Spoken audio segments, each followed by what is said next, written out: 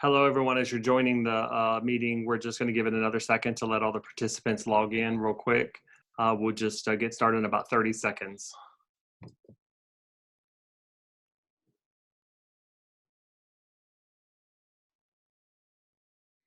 And panelists, if you will note at the bottom, you'll see where it says participants. It'll give you an idea of how many folks are actually on the webinar itself.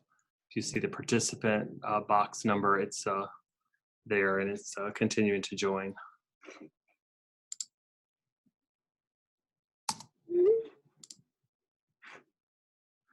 Good morning, everyone, and welcome to our Reopening Without Reservations webinar.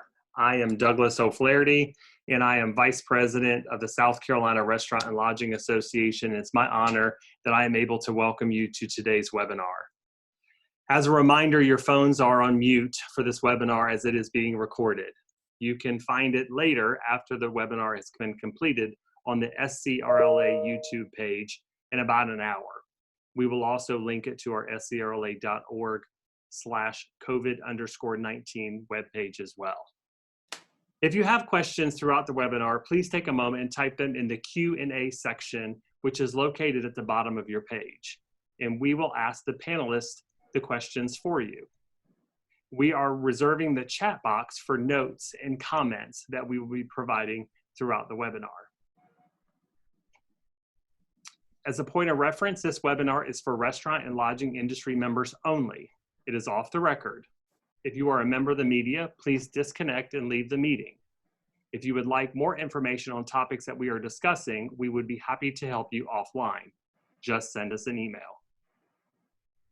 We have a great panel today, and I really think the information they are going to share with you over the next 45 minutes is information that you can use. But before I introduce to you the panel, I would like to take an opportunity to thank Kara Metter with NP Strategies and her company's assistance in helping us set up this webinar for our members.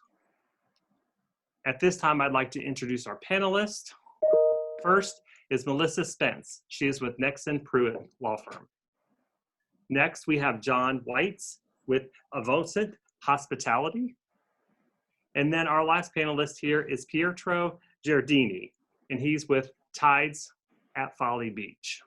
Right now, I'd like to turn it over to Pietro to start the webinar. All right, thank you, Douglas, and great that you kept the difficult name for last, but you did really well. Congratulations. Very excited to be here, and looking forward to share some of our experience during this time and what led us to some of our decisions and our approach to safely reopening. If we could share the presentation for guidance, that'd be great. So it's funny because when I prepared the presentation, I had all kinds of fluff and graphic in it, but it got stripped down. But the important part of the graphic remained, and it's the survivor logo in the middle of that screen. When we started doing our online training classes with our staff, one of our main goals was to keep it light and to keep it entertaining and not be pontificating for hours at end. And I used this logo on one of the slides because we can talk about reopening without reservation, but there's no reopening without survival. And that was really the first step of our approach to this issue. And in the immediate, we were faced with what do we do to shut down the plant and to turn off the nuclear reactor, for lack of a better word.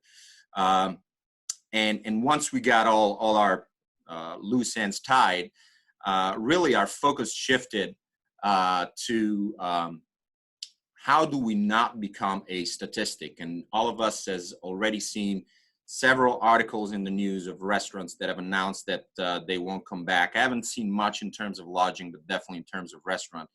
And our number one effort at that moment was how do we not become a statistic?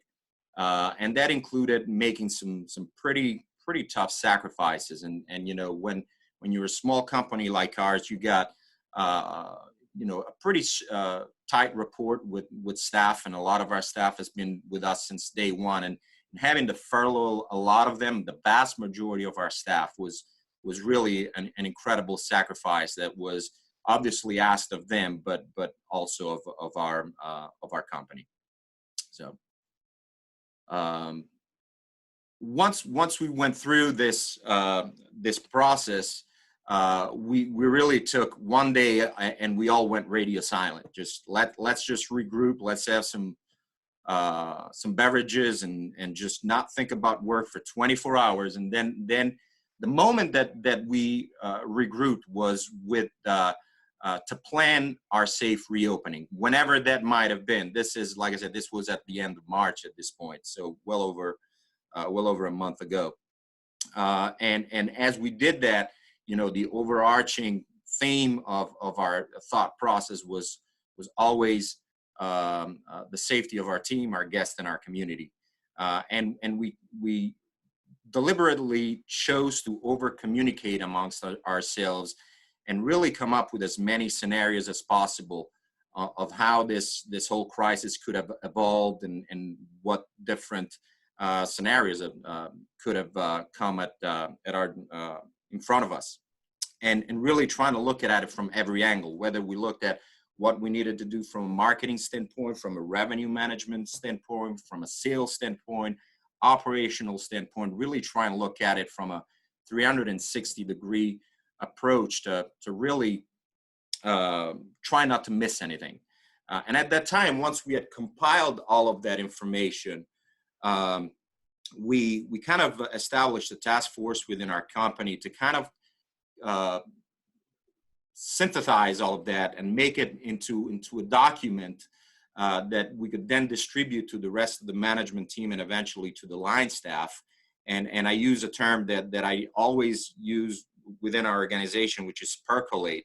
A lot of times we are really great at creating information and distributing information maybe at management level, but then the percolation all the way down to the line staff can be problematic. And that was one of our main goals. And as we did that, we really wanted as much feedback as possible from everyone to refine that document and those policies. And as a matter of fact, we actually did receive a tremendous amount of feedback, both from management and line employees, that helped us further refine that document.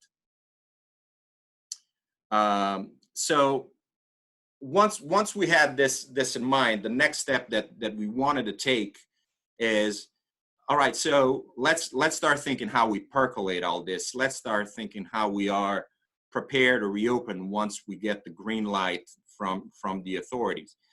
So we started discussing a training session, and the first thing that came to mind, obviously, was operating under the new normal. And the new normal for us was completely different. I mean, we are operators, we are doers, we make beds, we chop onions, we check in guests, whatever that may be.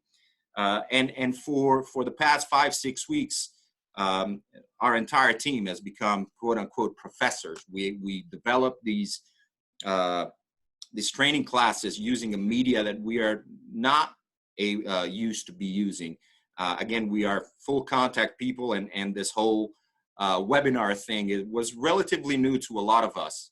And so we had to adjust ourselves and our approach to teaching and training to operate under the new normal. And then obviously taking into consideration what our new normal is going to be in terms of what the new expectations and guidelines that are going to be required of all of us once we reopen. And you know, whoever was on Saturday's webinar, which was great, we went through a lot of those requirements at that point.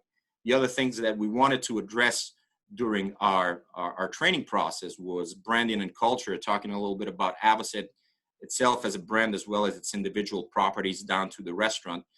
We wanted to really instill the concept of our approach to guest service philosophy to all of our employees.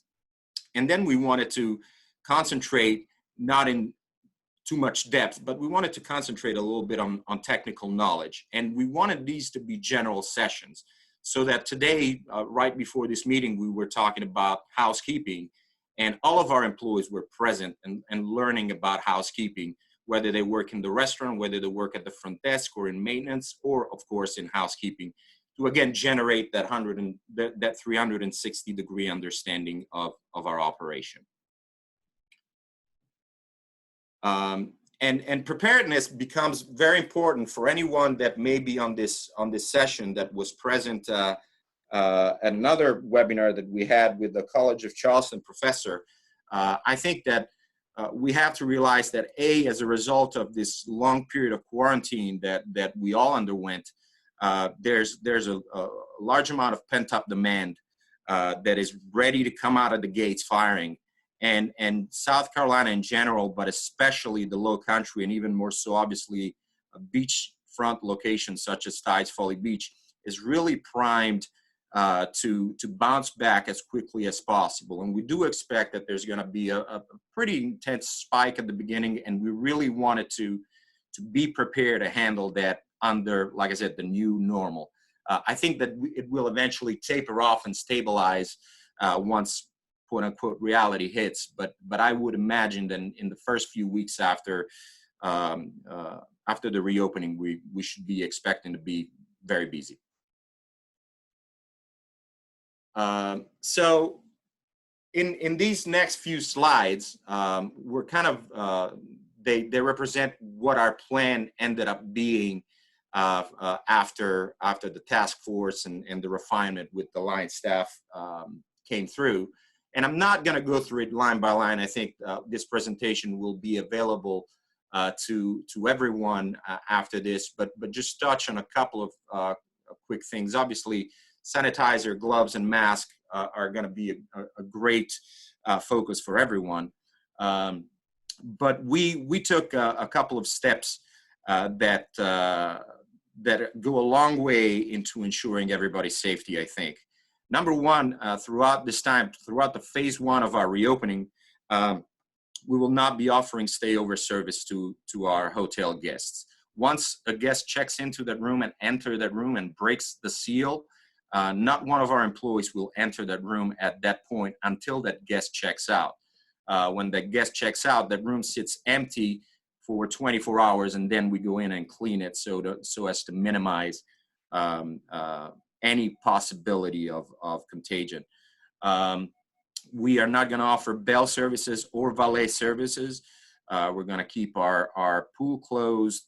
Our room service is not going to be available, but only pick up down at the restaurant. Again, we're trying to limit the interaction, the touch points between our guests and our employees. The restaurants are going to open. Our capacity for rooms is going to be less than 50% at the beginning. And same thing with the restaurants with the 8-feet rule.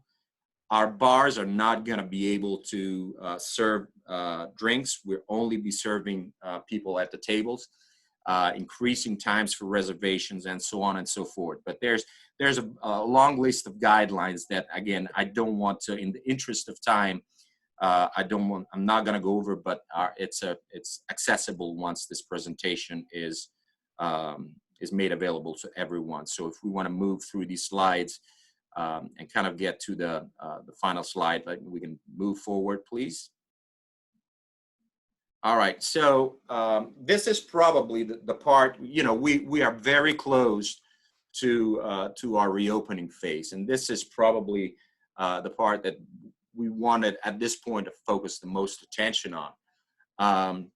First and foremost, I think that for our guests, for a feeling of safety for both our guests and our employees, we want to make sure that we make safety and cleanliness and sanitation as visible as possible, with the caveat that we shouldn't make it too much of a production because it could end up becoming a turn-off point for some guests. And there have been some experience of someone going to a restaurant that looked more like they were cleaning a hospital room than a hotel, and the guests ended up being turned off by that experience. So we want to make sure that our guests see the steps that we are taking in order to keep them safe without going overboard.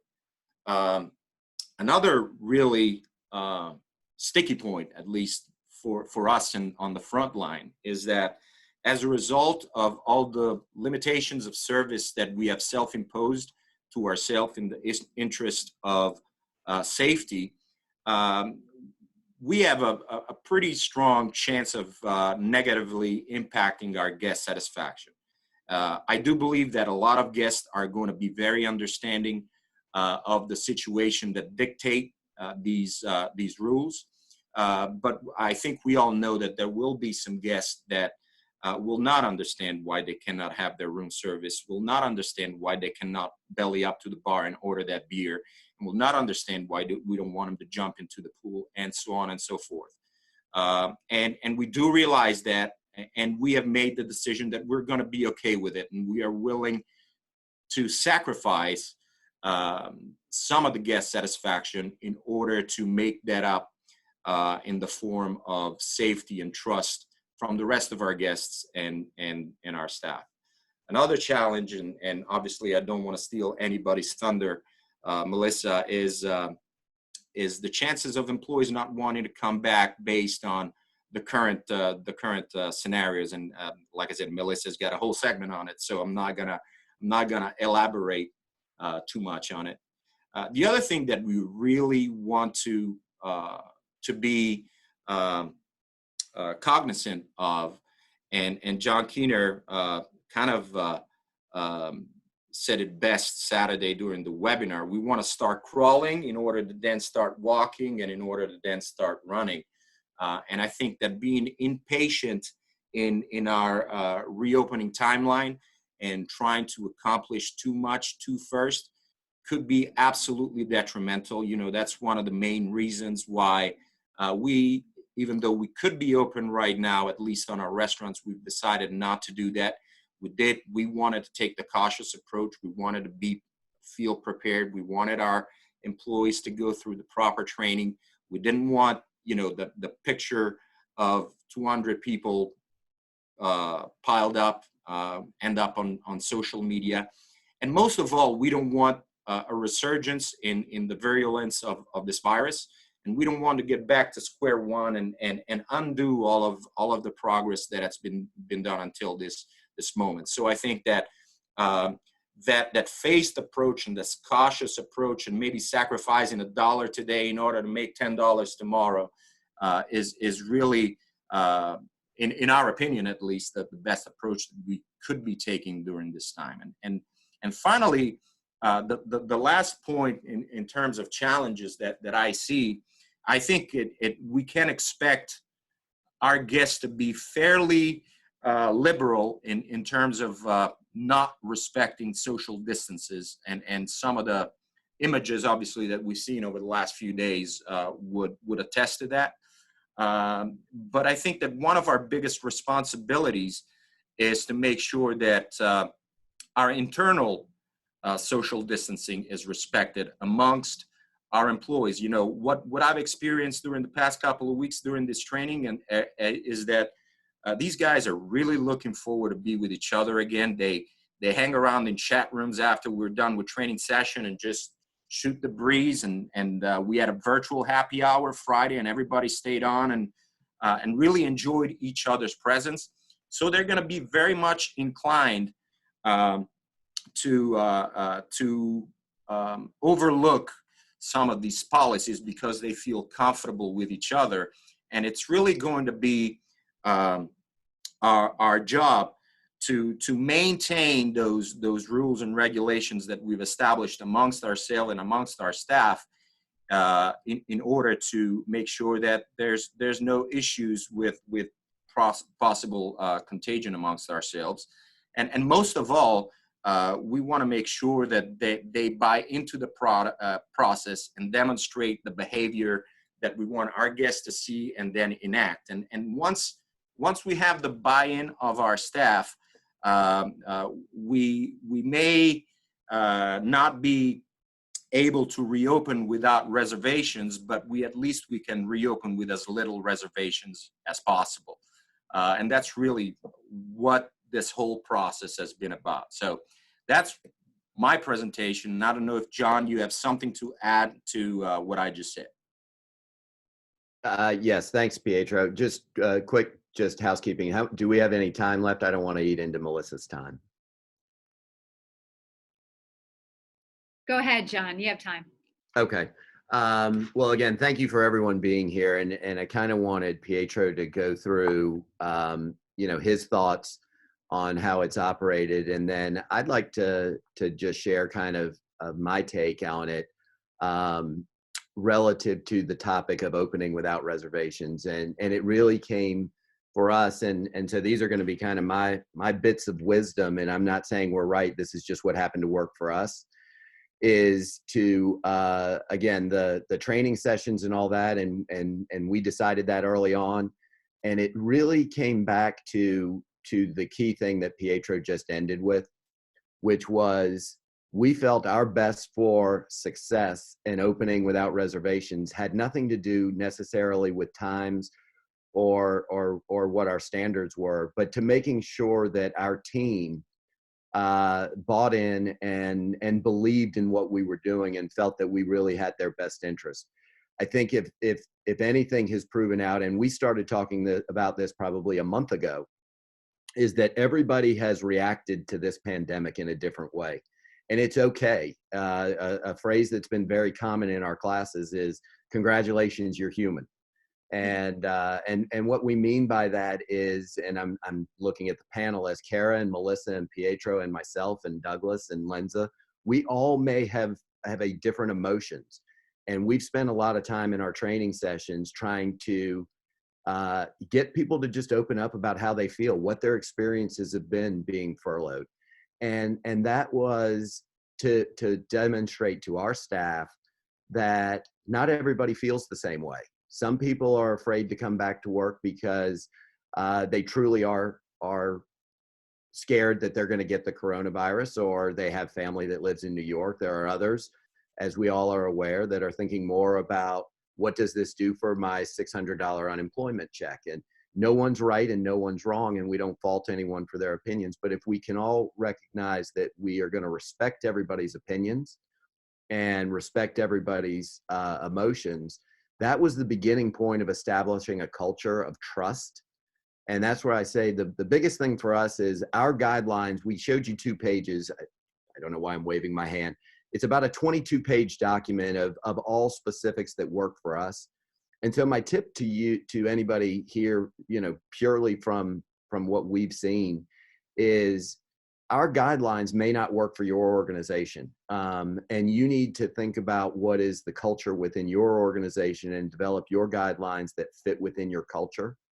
It's the proverbial square peg in a round hole.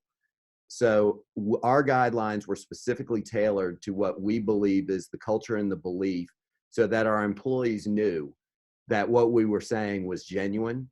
And I would make that recommendation as well, is that whatever you do, be true to yourself and be true to your organization, and your team will follow.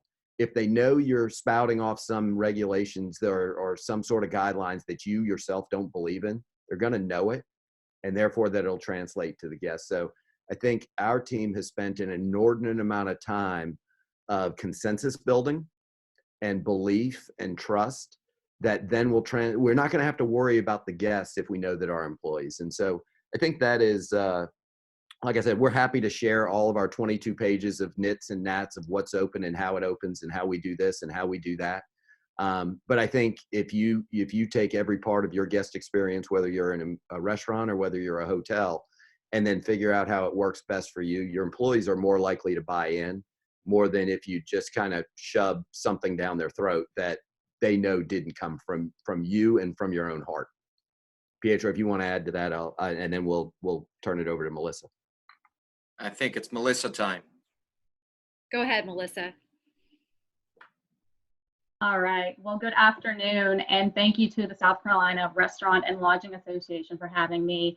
My name is Melissa Spence, and I am an employment attorney with the law firm of Nexsen Pruet. I work out of the Charleston office. So what I'm going to discuss today will echo a lot of what you've already heard from Pietro earlier, but also just really focusing on the liability aspects as we reopen our businesses. And I'm going to talk to you about it from the employer-employee perspective, as that is my practice area.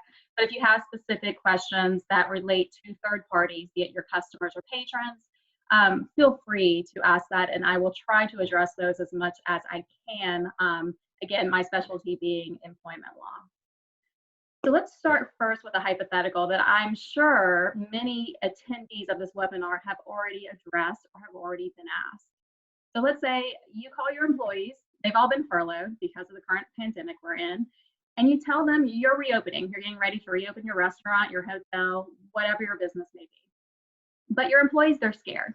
They're scared to come back to work, and anybody would be, right? I mean, turn on the news and that's all you see right now are the deaths, the increase in cases, be it in South Carolina or nationwide. So what do you do? How can you get your employees to come back to work? Well, whenever I have been approached with this question, which has been very often recently, I turn the question back on my client, who is always an employer, and say, well, what are you doing?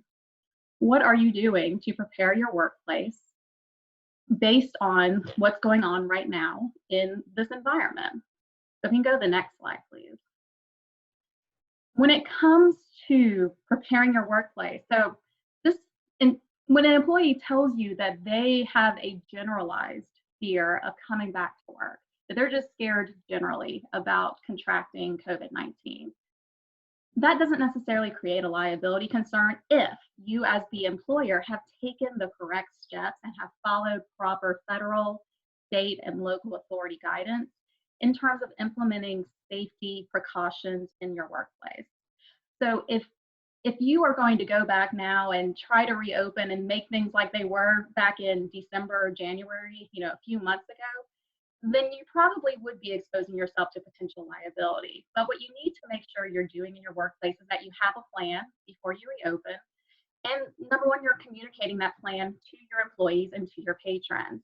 And when I talk about a plan, what you need to be doing is making sure that you are up to date on CDC guidance, guidance from OSHA, the Occupational Safety and Health Administration, and that's going to be a major one right now. I'm sure that you've probably looked through or have seen recent news articles about the increase in claims and investigations by OSHA currently. OSHA is that entity that governs safety in the workplace, and all employers, except for a very small few, have a general duty to create a safe working environment for their employees. It's called a general duty clause under OSHA. And if you don't do that, then you're exposing yourself to a potential citation from OSHA. And those citations, by the way, at minimum start at $13,000. And then after you have that citation, obviously then that's going to create reputational issues for your workplace, and then also could result in other potential liability and claims. So in terms of an employee suing an employer because they contracted COVID-19 in the workplace, right now what we understand is that any sort of contraction of COVID-19 in the workplace, if the employee is able to say that they got it in the workplace, would be covered by workers' comp because it would be arising out of their employment. There are states, though, that are excluding that from workers' comp coverage. Right now, South Carolina has not made that decision and has not decided that they're going to do that. But more so what you'd be looking at too are third parties, like number one, your independent contractors. So if you are employing anyone who's not an employee, who's a 1099 employee, they're not covered by workers' comp, and they could bring a negligence claim against you for not instituting proper safety precautions in the workplace upon reopening. And then also these third-party claims, be it from a customer who's able to trace back and show that they actually contracted COVID-19 because they visited your hotel or visited your restaurant, then they could potentially have a negligence claim against the hotel or restaurant.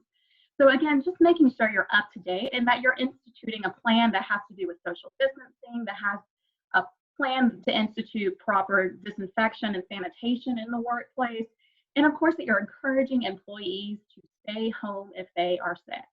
And if that means you need to modify any sort of sick leave policy that you have currently so that employees don't feel like they're being punished for taking sick leave, then that's something else you need to consider. Now is not the time to wing it. And I have here on the slide just some advice that the South Carolina Restaurant and Lodging Association published last week, as well as they've also published a great guide for reopening your business in terms of this outdoor dining situation that was released this week.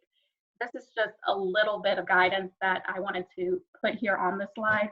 The main thing you need to make sure you're doing right now is communicating this to your employees and patrons. And what's the best way to do that? Social media. Put it on Instagram, put it on Facebook. You need to make sure that your customers know and that your employees know that you mean business and that you are doing everything you can to make sure you're creating a safe environment in order to mitigate any potential contraction of COVID-19. So I'm going to switch gears a little bit and just talk about, well, what can you do to prevent employees from contracting COVID-19 in the workplace, or what type of proper screening can you institute in terms of policies? Well, here I have EEOC compliance as the title, and for those who are unaware, the EEOC, or the Equal Employment Opportunity Commission, is that administrative body that institutes and governs and enforces all the anti-discrimination, anti-harassment, anti-retaliation laws, be it your Title VII, your Americans with Disabilities Act claims, your age discrimination claims, etc. Where COVID-19 fits here has to do with an Americans with Disabilities Act claim. And so the EEOC has been very active recently in terms of lessening the degrees in which an employer can question their employees about potential COVID-19 claims in the workplace, which prior to this pandemic would have been considered a medical examination and would have been prohibited by the Americans with Disabilities Act, or the ADA. So the main takeaway first is, if you're going to institute any of these policies, which I'm going to discuss briefly, make sure you're doing it consistently across the board. Because if you're just singling out one employee versus another, you would be exposing yourself to a potential discrimination claim down the road. Let's go to the next slide. Okay. So first off, this is very interesting. The EEOC issued guidance recently, well, about a month or so ago, that said that because of the current pandemic we are in, employers now can take employee temperatures before they come into the workplace. So this is only because of what has been declared a national or an international pandemic. Normally, taking a temperature is a medical exam, and under the ADA, an employer cannot require an employee to undergo a medical exam. However, the EEOC has come in and said that because of the direct threat that COVID-19 poses to the workplace, employers are allowed to do this. But note here, there are confidentiality requirements under the ADA that applies to the employee's temperature. So if you are going to institute this policy before an employee comes in the workplace, number one, you can't disclose the fact that that employee has a temperature to anybody else. It has to be maintained as confidential because it's medical information. But also, if you're going to do this, it needs to be done discreetly. You most likely need to hire someone in the medical profession to institute this. And if you're going to instead use an employee to do so, you need to make sure you're outfitting that employee with proper PPE, protective gear, because you're exposing them to potential COVID-19 claims as well. So other than taking an employee's temperature, what other measures could you take in the workplace? What can you ask employees? So under the ADA, you usually cannot ask an employee about a medical diagnosis, period. However, again, as I already said, the EEOC has come in and lessened these rules a little bit in terms of asking questions about COVID-19 of employees. So what can you ask? You can ask the employee, you have COVID-19. Have you been diagnosed with COVID-19? You can ask them if they're experiencing symptoms associated with COVID-19, and these symptoms are constantly being updated on the CDC website and the CDC guidance. So right now it's cough, sore throat, fever, chills, shortness of breath. I think they've recently updated it to include GI issues as well as loss of taste. So those questions you can ask. If you start steering outside of known symptoms of COVID-19, then you run afoul with the Americans with Disabilities Act. And then, of course, has the employee been tested for COVID-19 is allowed. And this is also very new. It was just announced about a week or so ago. The EEOC also says that employers can administer tests for coronavirus before the employees enter the workplace. My advice for you is, if you're going to go this route, speak to an employment attorney before you do so. This is very much a gray area. And as you probably know, tests are hard to get. So I'm not sure how you'd be able to do this. And also know that tests aren't necessarily always accurate and reliable. And some may yield false positives or negatives. And going back to the temperature issue too, know as well that a temperature doesn't necessarily mean that the employee does or doesn't have coronavirus. As we all know, somebody could have coronavirus or be a carrier of the virus and not have a temperature. So at all times, always make sure you're still observing the other infection control procedures, be it social distancing, regular hand washing, staggering in the times that employees are coming into the workplace, everything else you can do to abide by that CDC guidance. And then just in terms of if an employee has a temperature, you can exclude them from the workplace. If an employee refuses to abide by and allow their temperature to be taken, you can exclude them from the workplace and not allow them in. And if an employee refuses to answer any of the questions on the other slide, you can refuse them from entering the workplace as well, all because they would pose a direct threat to your workplace. And then I'm going to briefly, I know we're getting very short on time, talk about the Families First Coronavirus Response Act. Again, as part of your strategy for reopening, you need to make sure that you are very comfortable with this act. This act was put into effect on April 1st. And for many of you, you probably were not open at that time, or maybe you furloughed all your employees, so this was not a concern. But what this act does is essentially allow for paid sick leave, emergency paid sick leave, as well as emergency paid child care leave. And it applies to employers with less than 500 employees. And with this sick leave and child care leave, the employers are going to be reimbursed 100% for the paid leave as long as it meets the caps that I'll discuss here on the next couple of slides. And there are some small business protections if you employ less than 25 employees in terms of claiming exemption just for that paid child care leave.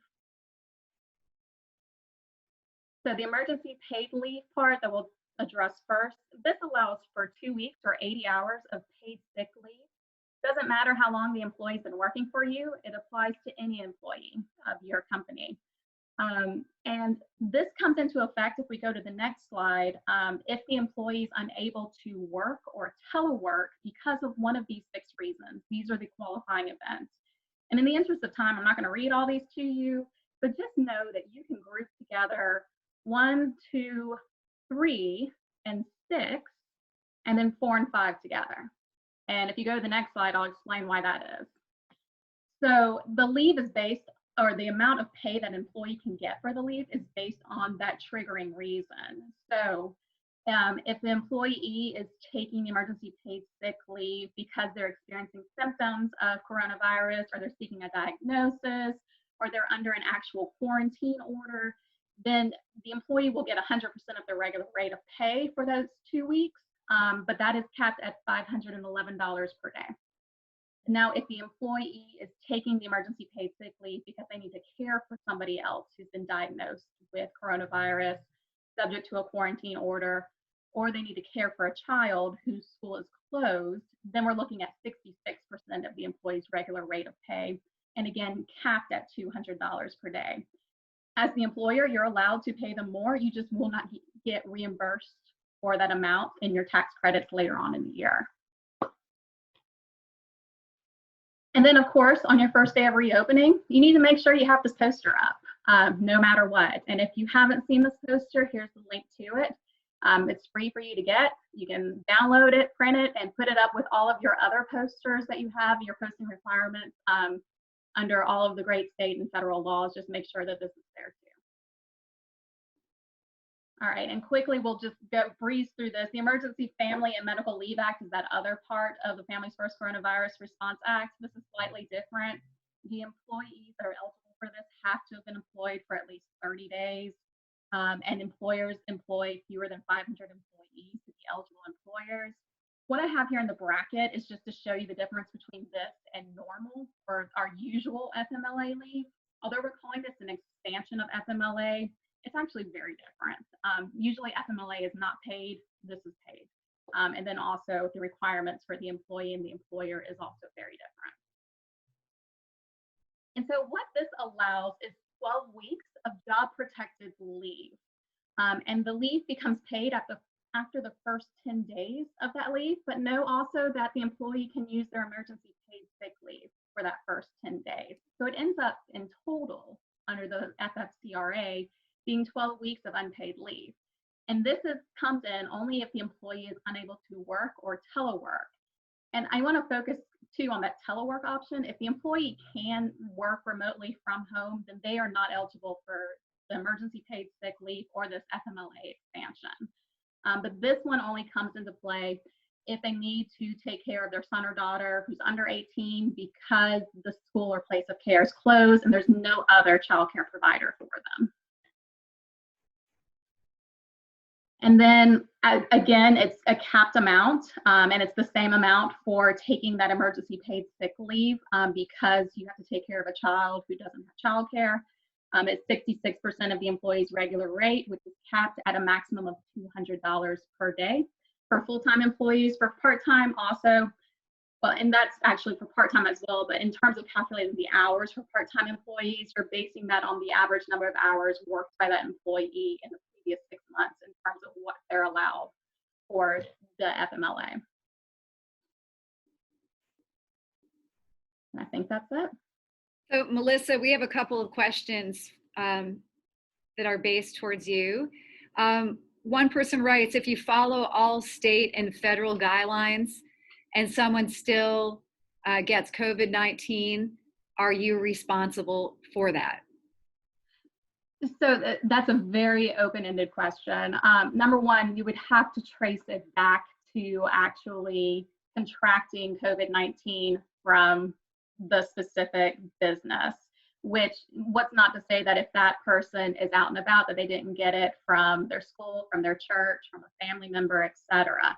Now, following every federal and state guidance, as I have advised you to do to the extent you can, would be your defense in that case, to show that you're not negligent in terms of what you're instituting in the workplace. Do you keep track of all your movements at this point, Melissa? If you own a restaurant, lodging, you heard John and Pietro talking about making sure the folks behind the scenes are social distancing and following those guidelines as well. Should you keep a journal? When you're asking about keeping a journal, are you talking about the employer keeping a journal of the moves? Perhaps, just in case, is there anything you can do physically to try to prove that you've been following, or is it just too ubiquitous? I think you can put in emails and social media, etc., showing the steps that you have made to comply with the state and local authority guidance, because you'll need to be able to point to something so it doesn't become a he said, she said argument, later on down the road should you find yourself in litigation.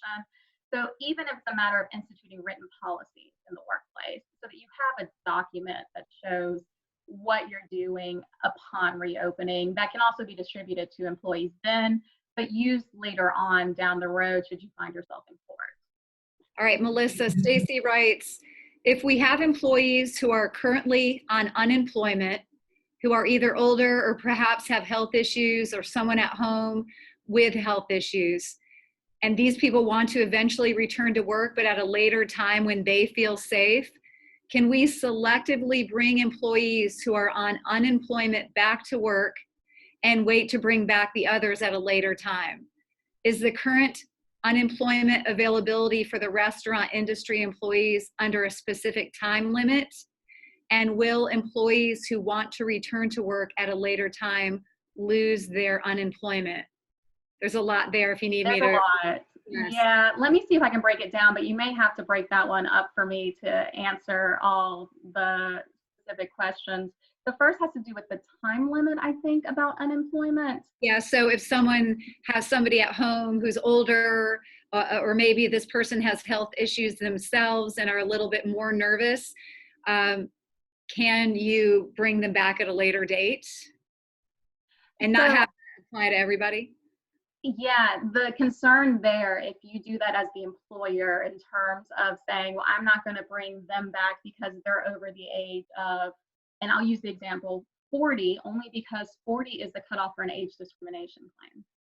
So if you start handpicking people based on age, although you know that if you are 60 or over, you have a higher risk for getting COVID-19, you may potentially open the door for a potential age discrimination claim down the road, or a discrimination claim, period, be it that someone else sees that you're only picking people of a specific race or a specific religion to come back to work.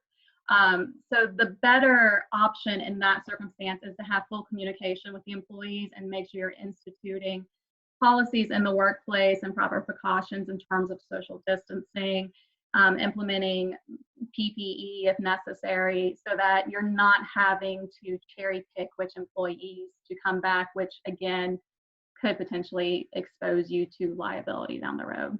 And the big second part of this question, can you answer, will employees who want to return to work at a later time lose their unemployment?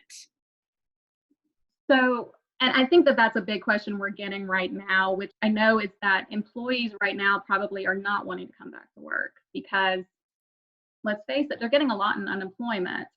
So the employer has to report to South Carolina Due when they've made an offer to the employee to return to work.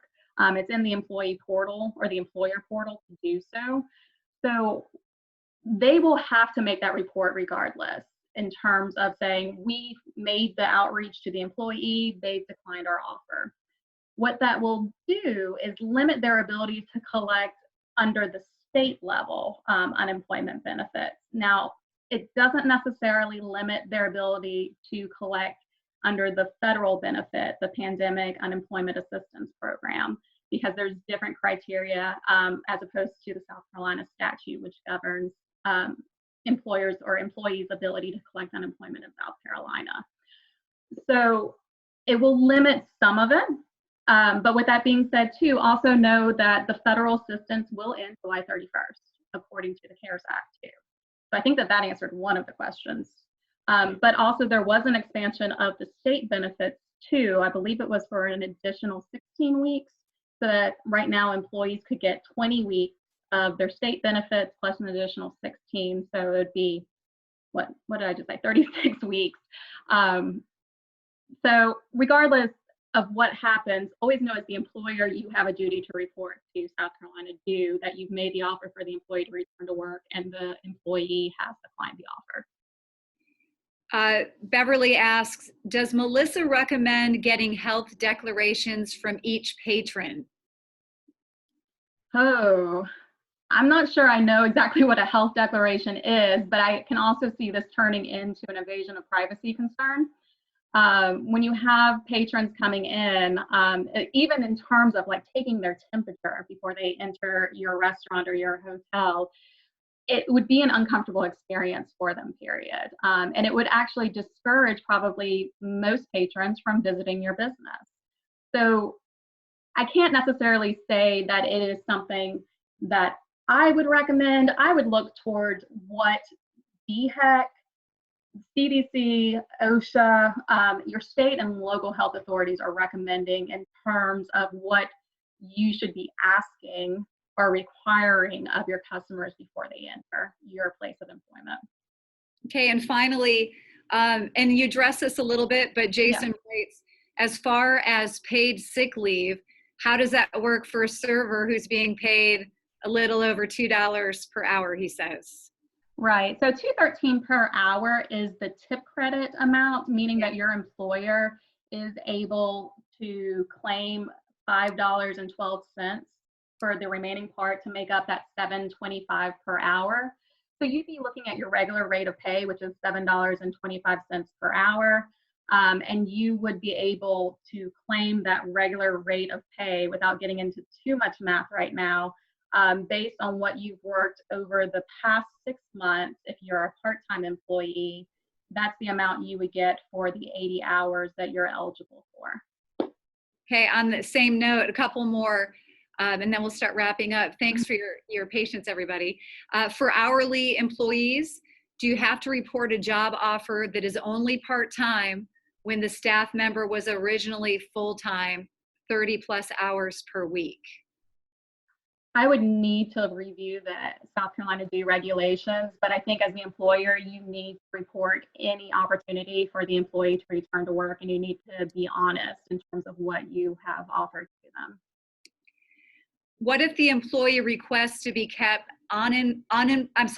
what if the employee requests to be kept on employment, citing fear to return instead of lost wages from returning? I think that's unemployment. Are we still supposed to report the offer to South Carolina due? Okay, so if the employee wants to stay on employment because they're afraid to return, I was starting fear to return instead of lost wages. Okay, so they're just afraid to return because of contracting COVID-19. So when it comes to that, you need to, number one, report that to South Carolina due. South Carolina due likely will not allow them the state benefits. However, they may still be eligible for the federal benefits just based on what we know from the CARES Act. And Kara, there was one question that I think I got early on, and I said I was going to answer it live, and I'm not sure that I did. Somebody asked about HIPAA concerns if an employee contracts COVID-19 and whether or not they can disclose that to other employees in the workplace. It's not a HIPAA concern. It's actually an Americans with Disabilities Act concern. You cannot disclose the name of that employee to others in the workplace, but you do want to make sure that you talk to that employee who has come forward to you. And this goes back to making sure you have a plan in place so that there's limited a number of people who end up knowing if an employee is diagnosed with COVID-19. But you need to make sure that after that employee is isolated and sent home, that you talk to them and find out who in the past 14 days they've come in contact with, so that you can then notify those specific employees that someone they've been in contact with who's been diagnosed with COVID-19, that you need to do your own self-evaluation check and potentially, self-monitoring for symptoms, potentially get tested for COVID-19. You cannot disclose that employee's name. That would run afoul of the ADA. That concludes our session. Chad writes, thank you very much. The webinar was very informative, and we just appreciate everybody who's here, who attended, and also our presenters, John, Pietro, and Melissa. Thanks for taking some time out. There are so many questions, and hopefully we answer some of them today. Douglas? I just want to say thanks everyone for attending. The webinar will be posted on our YouTube page as soon as we can download it and then upload it to YouTube. It'll be there right away. You can find it at scrla.org/COVID_19, and you'll find all of our webinars and information listed on the site. Thank you all, and I hope you have a great day.